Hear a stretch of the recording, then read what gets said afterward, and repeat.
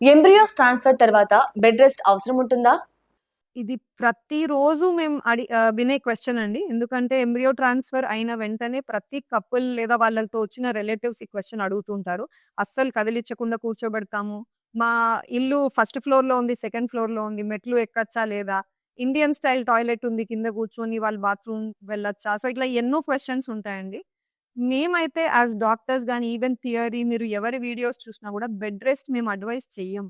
ఎందుకంటే bed rest వల్ల మనకు హెల్ప్ కంటే హార్మ్ ఎక్కువగా జరుగుతుందన్నది రిసర్చ్ ప్రూవెన్.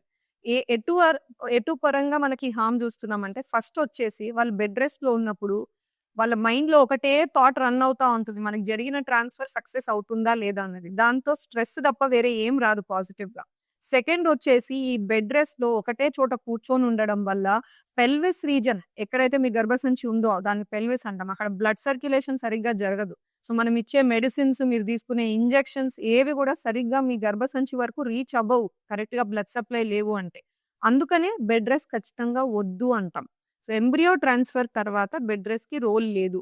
మీరు పక్కన రిలేటివ్స్ ఏమన్నారు, వాళ్ళేం జేశారు అవన్నీ మీరు పక్కన పెడితే, మీరు ఓన్లీ మీ డాక్టర్ కన్సల్టింగ్ ఫిజిషియన్‌తో మీరు మాట్లాడుకొని అది నిజంగా మీ స్పెషల్ కేస్‌లో ఏమన్నా అవసరమా ఉందా అన్నది మీరు తెలుసుకోవాలి.